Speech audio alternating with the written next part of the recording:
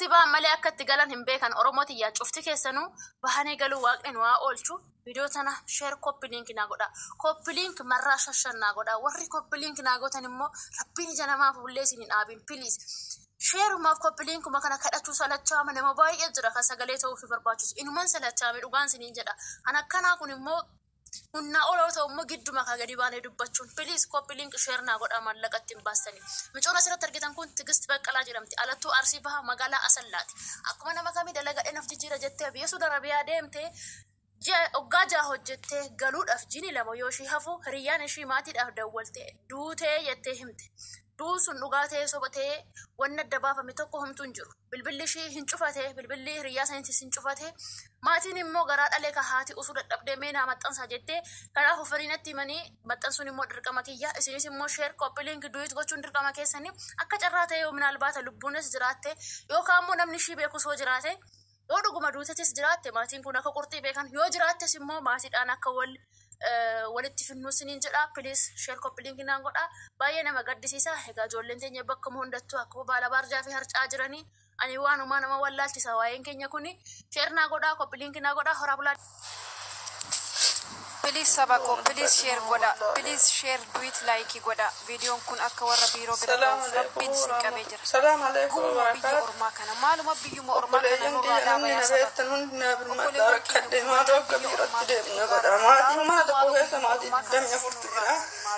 Nama kana mulunatun natu waccu sani ka uyanatu laundari galcha shintibe dinatu dika mana mulunatu Ada sarakat dengan ada tanah kabirat tidak guna godana bermata. Anan halo ko sanirran afan him bek tu kana fitti. Kami malo fakat. Len mijayo tanah bek tam please share god ato biro tige safi shim biro shim bek tu amma mana state ufte jirti mana sabek tu yabe kuba tum bek. Sila dalal tonni Ethiopia na bakala sani nyachu kabani sanna manu dalal tonni sannu nyaatan. Warra kiyafi simbil bille gandu fe torban lama gute.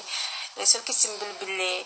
Kanarraan immoo na rukutanii halkan guutuu fi guyyaa guutuu na hojjechiisanii boqonnaa naan kennanii jetti. Nama feeratu fidee dhufe mana kiyya jechuudha. Please erga beektan sheerii godhaatoo warra shitti geessa yookaan birootti geessaa. Rakkaddeeni maaloo maal cadhiftee kadiirmaa cadhifattee ati amaan birrii guurateeraaf dubbachuu didee cadhisee inni birrii guurateeraaf cadhisee ati maaf cadhifattee akkanumatti deettee na laaltaa maaf ijoollee teenne dawwaltee amaan ennu kamaaliin maaf hin dawwalin maaf jara sanit dawwaltee akkasii biiroon na deebisan maaf hin gootisin an cinqame. Namni si Shankaa jedhama ijoollee Itoophiyaa takka hin dhabee gara na bahee garas bahee silkii nama na dawwalu hin dhabee an cinqamee rakkadheera ayyoo kinnaan akka lubbuuti jedhamu ta'a akkanatti rakkadheen cinqamu na tumte mucayyoon takka dheengaddallee na tumte guyyaa lama sadi deebitee nakkaate dheengadda na rukutuuf harka na fudhattee kaatee jala jedhisee booyaa dhaqee jennaan hin adiiste rakkadhee maal inni ganna baastanii qacadhifattanii deetta horii wayiiti horii deebba sokata. የስደትን ስቃይ ታውቃላችሁ ደላሎች ግን እግዚአብሔር አምላክ ይፋረዳችሁ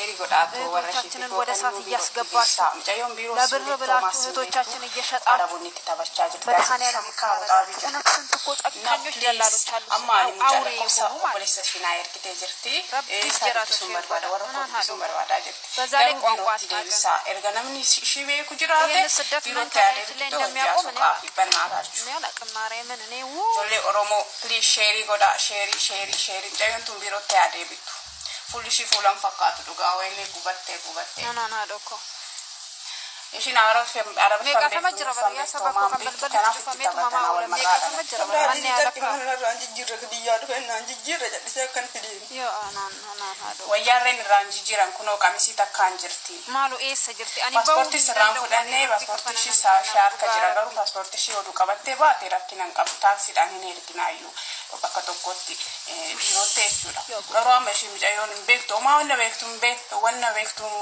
qabdu zum jetetuma mandaratti zorato mucha balgani tu shufere kenya to asfide jira koynya blakin do to kanas baye Ashamar kafuudhe jaalatamtootaa fi kabajamtootaa hordoftoota inaantu bee har'a egaa akkuma argaa jirtan obboleewwan keenya biyya nama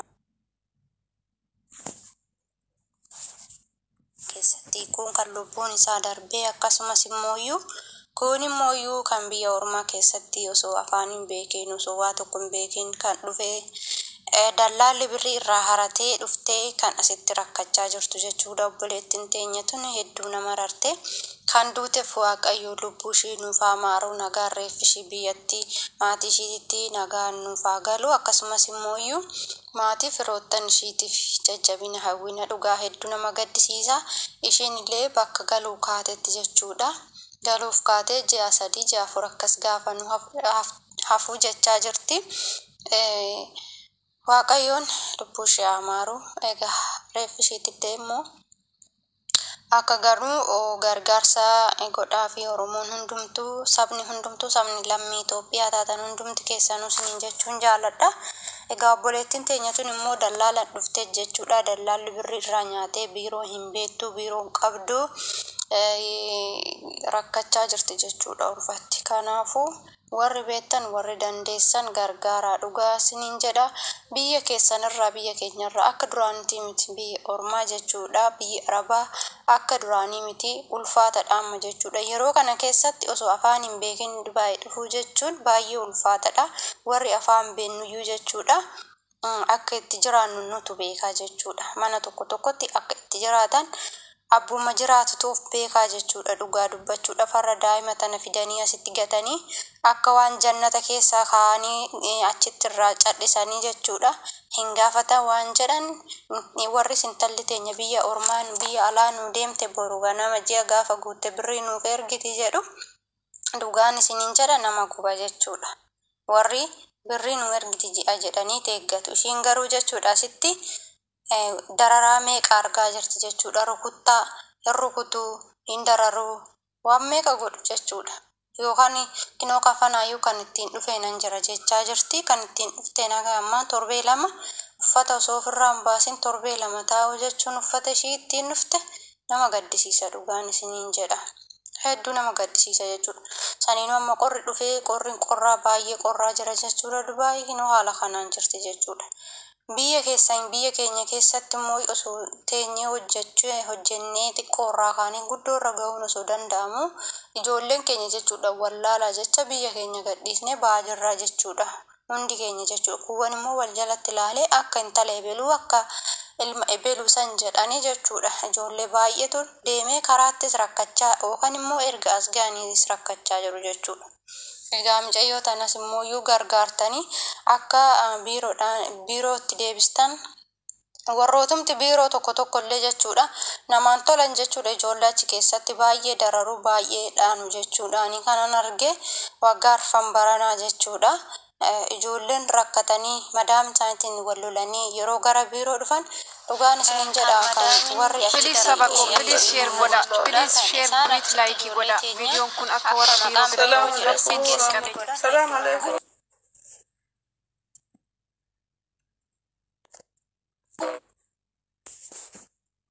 jechuudha. Araboota fuulduratti balleessaa tokko malee caammaa lukarraa baafatanii yeroo isaa fuula isaanii keessa rukutan ija kootiin hin arge jechuudha. Hedduu nama gaddisiisa jechuudha dhugaa. Osuma rakkadheetuman hafa yookaan biyya koon gala malee dhugaa dubbachuudhaaf jechuudha. Ani biiroo sawwaan naqunatti fakkaata. Maaliif waan anarra garuu hin geenye galata rabbii waan obboleewwan koorraatti ta'u yoo laalu jechuudha. Yoo amma sirreeffatan malee. Kanaafi mucayyoo tana mala tokko barbaada fiitoo yookaan gara biiroo yookaan gara biyya ishee agaltu. Biiroos dhattu furmaata tokko hojii gaarii hojii mana gaarii akka argattu bira dhaabbadhaa. Warroonni dhageettii qabdan warroonni ijoollee keenya gargaaraa jirtan maaloo gargaaraa lammii keessaniif dhaabbadhaa waliif dhaabbadhaa. Ijoollee baay'eetu bo'aa jira jechuudha. Joordaan keessatti illee hedduu nama gaddisiisa. Biyya namaa keessatti baay'ee ulfaata jireenyi akkana. Dhufinaa biyya keessan keessa taa'aa hojjedhaa. Kan immoo hin hojjenne kan immoo jechuudha hin hojjenne kan ganaa maatii isaatirraa hin baane jechuudha. Taa'aa baradhaa yeroo jennuun jechuudha hin dhaga'an jechuudha. Gurra namaan kennanii garuu gaafa as dhufanii akkanatti bo'aan akkanatti rakkatan kana garaa nama nyaatu jechuudha dhugaa dubbachuudha. Baay'ee tokko waan ulfaatudha. Egaa kanuma isiniin jechuun barbaada. Warra obboleewwan biyyaa qabdan obboleewwan dhufuu edan gorsa biyya ormaa yoo isinii dhaga'an haalli biyya arabaa akkana jedhaatu gorsaatu ijoollee biyyuma keessatti akka ishiin hojjettee of jijjiirtu hojii uumuufii qabna jechuudha. Warri as dhufnee jirru yoo dhaga'an jechuudha. Hojii uumanii fi obboleewwan dura dhufan hojii uumanii achitti akka hojjetan akka of jijjiiran kan immoo barumsa isaa barachuu barbaadu akka baratu jechuudha dhugaa dubbachuudha. Biyyumti ormaa jedhamu kun osoo hafee osoo cufame garuma hundaanuu Itoophiyaa keessaa yoom cufame? Dhugaa rabbii odoo cufame hedduu natti tola jechuudha. Maaliif jennaan ibsiin lafatti hafaa hin jiru jechuudha. Namni tokkichi lafatti hafaa hin jiru. Hiriirri jechuudha. Hiriirri paaspoortii yoo argitanii jiraattan ta'e dhugaa dubbachuudha waan ani maalan beeka dhugaa nama gaddisiisa jechuudha. Akkanatti namni biyya ofii gadhiisee baqachuudhaaf yeroo ta'u baay'ee namatti ulfa.